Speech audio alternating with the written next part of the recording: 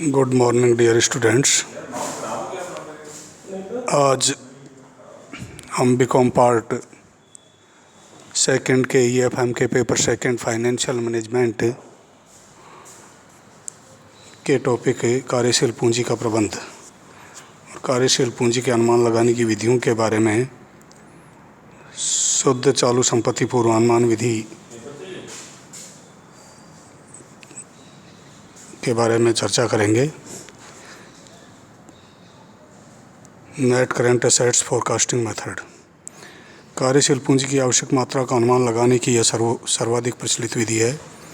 इस विधि के अंतर्गत प्रत्येक चालू संपत्ति के लिए महीनों में वित्त की मात्रा परिचालन चक्र की विभिन्न अवस्थाओं के दिनों के आधार पर पूर्वानुमानित की जाती है।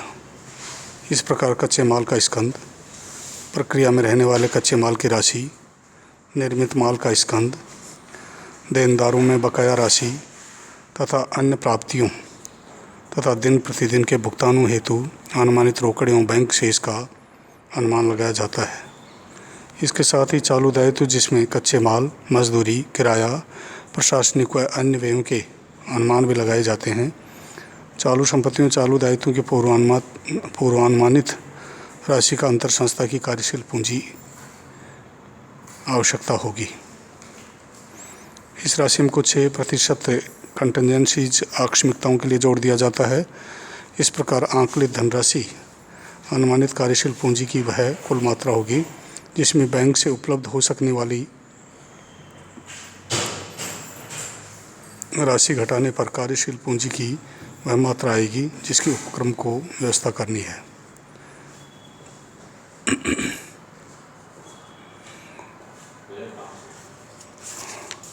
देखिए, एक फॉर्मेट दिया है इस विधि का, statement showing working capital requirements, जिसमें A current assets, stock of raw material 4 months consumption, work in progress 4 months, raw material, direct labour, overheads, and next stock of finished goods 4 months sales, raw material, labour, overhead, sundry debtors और receivables 4 months sales, raw material, labour, overhead, next payments in advance यदि कोई है तो, balance of cash required to meet day to day expenses and others if any यदि कोई है तो। और बी में करेंट लायबिलिटीज, क्रेडिटर्स और months, purchase of raw material, lag in payment of expenses, outstanding expenses in months, others यदि कोई है तो। और इसके बाद net working capital, total current asset minus current liability A minus B, add provision for contingencies, और इस प्रकार से टोटल वर्किंग कैपिटल रिक्वायर्ड। यहाँ पर कुछ विचारणीय बिंदु महत्वपूर्ण हैं कि ये जो फॉर्मेट आपको दिया हुआ है, total current assets minus current liability बराबर नेट वर्किंग कैपिटल और एड प्रोविजन फॉर कंटिजेंसीज,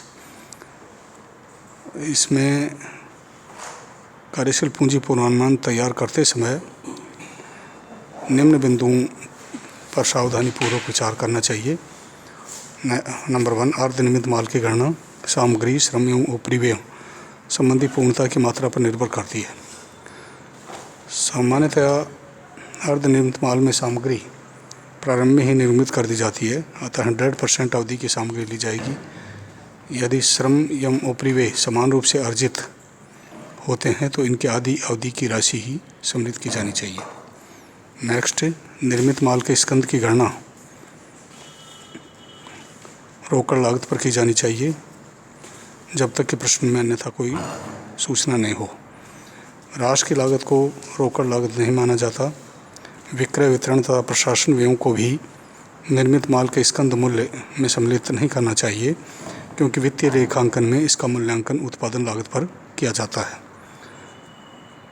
देनदारों की राशि की गणना में लाभ को छोड़ देना चाहिए, अर्थात विक्रय माल को कुल रोकड़ लागत, विक्रय, वितरण तथा प्रशासनिक व्ययों को सम्मिलित करते हुए करनी चाहिए। किंतु यदि चिट्ठे के लिए देनदारों की राशि की गणना करनी हो तब देनदारों की राशि बिक्री आधार पर करनी चाहिए। दैनिक व्ययों के लिए कुछ नकद की आवश्यकता होती है, अतः कार्यशील पूंजी का अनुमान लगाते समय कुछ नकद राशि मानी जा सकती है। कार्यशील पूंजी गणना करते समय लाभों को निम्न कारणों से कार्यशील पूंजी का स्रोत नहीं माना जाता, क्योंकि लाभ का कार्यशील पूंजी के रूप में उपयोग हो भी सकता है और नहीं भी।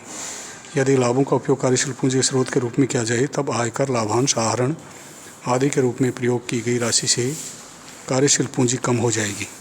इसलिए आयकर के अग्रिम भुगतान को चालू संपत्ति में सम्मिलित नहीं किया जाता। प्रश्न में विशेष निर्देशों के अभाव में विद्यार्थियों को अपनी मान्यता स्पष्ट कर देनी चाहिए वर्किंग नोट के रूप में।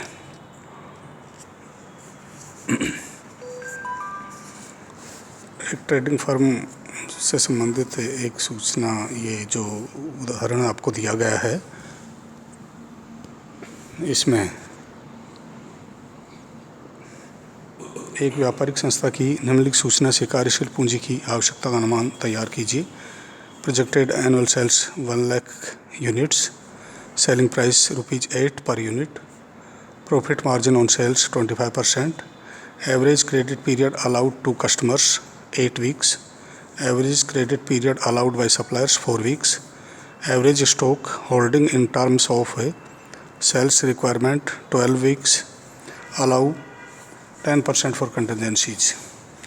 अब यहाँ पर देखिए हम वर्किंग कैपिटल रिक्वायरमेंट का अनुमान लगाते हैं। इसमें करेंट असेट्स स्टॉक 12 वीक्स दिया हुआ है।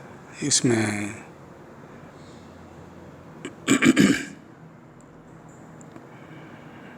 ट्वेल्व वीक से जो 6 लाख रुपए है, 6 लाख इंटू 12/52, टोटल 52 वीक होते हैं एक साल में, इसलिए 1,38,462 रुपये। डेटर्स 8 वीक, 6 लाख गुणा 8/52, 52,308, और ये टोटल करेंट एसेट्स हो जाएगा 2,30,770 रुपये।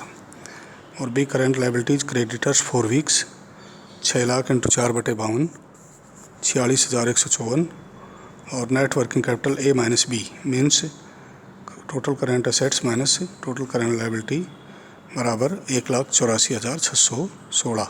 10% कंटेंजेंसीज 1,84,616 का 18,462, और ये टोटल वर्किंग कैपिटल रिक्वायर्ड होगी 2,03,078 रुपये।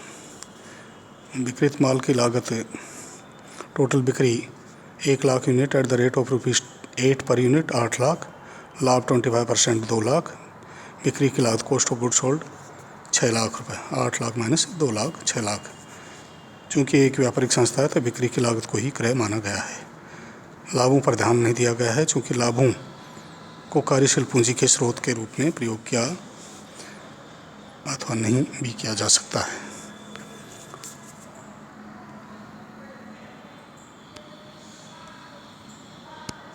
इसके बाद कार्यशील पूंजी का अनुमान लगाने की जो अगली विधि है वो है प्रोजेक्टेड बैलेंस शीट मेथड। इस विधि के अंतर्गत आगामी अवधि में होने वाले लेन देनों को ध्यान में रखते हुए विभिन्न प्रकार की संपत्तियों, रोकड़ को छोड़कर एवं दायित्वों का अनुमान लगा लिया जाता है। तत्पश्चात इन पूर्वानुमानित संपत्तियों, दायित्वों के आधार पर एक चिट्ठा बना लिया जाता है, जिसे प्रक्षेपी चिट्ठा कहते हैं, प्रोजेक्टेड बैलेंस शीट कहते हैं। इस चिट्ठा से संपत्तियों, दायित्वों का अंतर उस अवधि की कार्यशील पूंजी मान ली जाती है। यदि दायित्व पक्ष का योग संपत्ति पक्ष से अधिक है तो यह अधिक रोकड़ को प्रदर्शित करता है, जिसकी संस्था को आवश्यकता नहीं होगी। प्रबंध इसके विनियोजन की योजना बना सकता है। इसके विपरीत यदि संपत्ति पक्ष का योग दायित्व पक्ष से अधिक है तो यह कार्यशील पूंजी की कमी व्यक्त करता है, जिसकी व्यवस्था प्रबंधकों को बैंक अधिविकर्ष या अन्य साधनों से करनी होगी। ये निम्न उदाहरण से स्पष्ट होता है।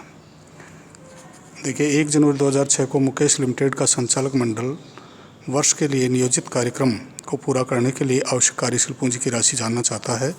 निम्न सूचनाओं से प्रोजेक्टेड बैलेंस शीट बनाकर आवश्यक कार्यशील पूंजी का पूर्वानुमान लगाइए। इश्यूड शेयर कैपिटल 2 लाख रुपये, 8% डिबेंचर 1 लाख रुपये, fixed assets on 1 January valued at 1,10,000। The expected ratios of cost to sales price are material 50%, direct wages and overhead excluding debenture interest 20%। अन्य सूचना है प्रतिवर्ष अनुमानित उत्पादन 48,000 इकाइयाँ। उत्पादन हेतु निर्गमन से पूर्व भंडार में कच्चा माल औसतन 1.5 माह रखा जाता है। प्रक्रियांकन समय 2 माह है। ग्राहकों को प्रेषण की प्रतीक्षा में निर्मित माल गोदाम में 2 माह रहता है। देनदारों को उधार अवधि 2.5 माह है। लेनदारों से उधार अवधि 1 माह है। मजदूरी एवं प्रीमियम में भुगतान अंतराल 1.5 माह है। प्रति इकाई विक्रय मूल्य 10 रुपये है। उत्पादन में विक्रय चक्र नियमित है। यहाँ पर डेप्रिसिएशन का ध्यान नहीं रखना है। ये प्रोजेक्टेड बैलेंस शीट जो बनाई गई है, इसमें शेयर कैपिटल लायबिलिटीज़ में शेयर कैपिटल 2 लाख रुपये, P&L अकाउंट 1,36,000, 8% डिबेंचर 1 लाख रुपये, करेंट लायबिलिटी क्रेडिटर्स 20 और outstanding 12,000। Fixed assets 1,10,000, current assets में inventory raw material 30,000, work in progress 48,000, finished goods 56,000, debtors 1 lakh और cash balancing figure 1,24,000। Working capital current asset minus current liability, total current assets है 30,000 plus 48,000 plus 56,000 plus 1 lakh plus 1,24,000 minus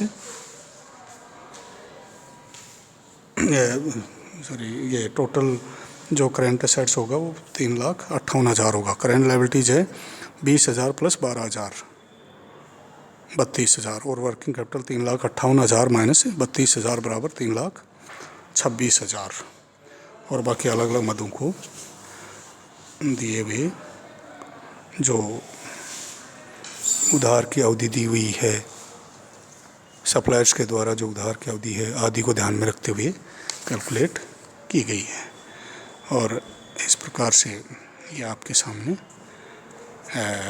projected balance sheet के माध्यम से working capital requirement की गणना की गई है। इसी के साथ आप सभी को बहुत बहुत धन्यवाद।